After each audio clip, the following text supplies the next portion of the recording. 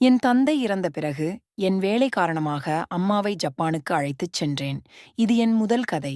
எனவே ஏதேனும் தவறு இருந்தால் மன்னிக்கவும். இந்த கதை 2 ஆண்டுகளுக்கு முன்பு தொடங்கியது. நான் பட்டப்படிப்பை முடித்து விடுதியிலிருந்து ஊருக்குத் திரும்பியபோது. 4 மணி நேர ரயில் பயணத்திற்குப் பிறகு என் கிராமத்திற்கு வந்தேன். 1 வருடத்திற்குப் பிறகு அம்மாவையும் அப்பாவையும் பார்த்தபோது என் கண்கள் கலங்கின. அப்பாவை சந்தித்தது மகிழ்ச்சியாக இருந்தது. ஆனால் அம்மாவை பார்த்தவுடன் அதிர்ச்சியடைந்தேன். 1 வருடத்திற்கு முன்பு அம்மாவின் உடல் வடிவம் முழுமையாக இருந்தது.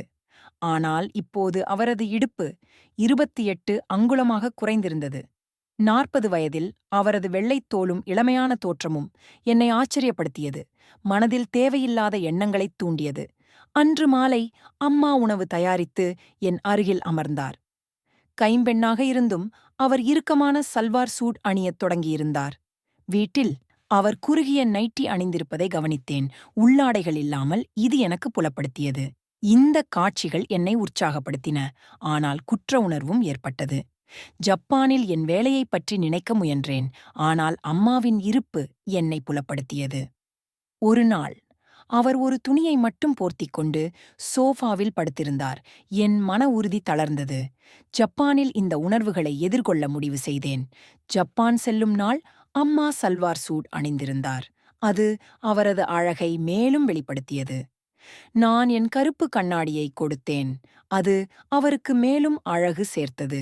நெருக்கத்தை உறுதிப்படுத்த ஒரு படுக்கையறை மட்டுமே உள்ள ஹோட்டல் அறையை முன்பதிவு செய்தேன். அன்றிரவு அம்மா பயணத்தில் எடை குறைவாக எடுத்து வருவதற்காக 4 சல்வார் சூட்களை மட்டுமே கொண்டு வந்ததாகக் கூறினார். வாய்ப்பை பயன்படுத்தி உள்ளாடைகளில் தூங்கலாம் என்று கூறினேன்.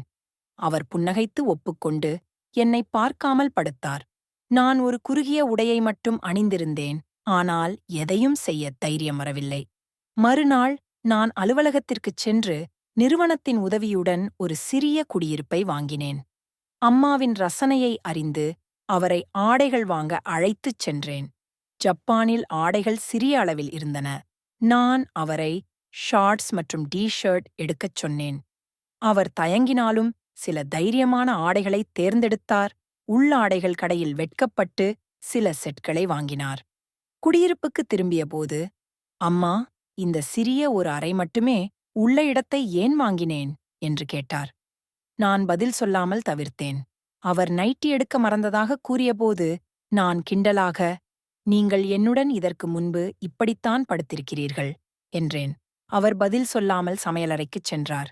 பின்னர் அம்மா என் பின்னால் ஒரு சிறிய டாப் மற்றும் ஷார்ட்ஸ் அணிந்து நின்றார். அவரது தைரியம் என்னை ஆச்சரியப்படுத்தியது.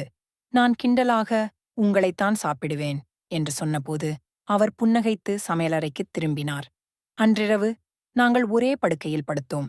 மங்கலான வெளிச்சத்தில் அவர் டாப்பை கழற்றி ஒரு துணியை மட்டும் போர்த்தியிருந்ததைப் பார்த்தேன். என் மனம் கட்டுப்படுத்த முடியாமல் தவித்தது. காத்திருந்து தூக்கத்தில் இருப்பது போல் அவரது காலைத் தொட்டேன். அவர் எதிர்ப்பு தெரிவிக்கவில்லை. தைரியம் வந்து அவர் திரும்பியபோது அவரது முகம் என் முன்னால் இருந்தது. மெல்லிய குரலில், நீ ஏதாவது செய்யப் போகிறாயா என்று கேட்டார். என் இதயம் வேகமாகத் துடித்தது. அவரை அருகில் இழுத்து மென்மையாக முத்தமிட்டேன். அவர் எதிர்க்கவில்லை. அவரது கண்களில் கண்ணீர் இருந்தது. அன்றிரவு பல ஆண்டுகளாக பேசப்படாத உணர்வுகளின் விளைவாக ஒரு எல்லையைத் தாண்டினோம். மறுநாள் காலை அவர் என் அருகில் இருந்தார். நான் அவரை முத்தமிட்டு எழுப்பி அலுவலகத்திற்குச் சென்றேன். அதன் பிறகு எங்கள் உறவு மாறியது. வீட்டில் நாங்கள் தடையின்றி வாழ்ந்தோம்.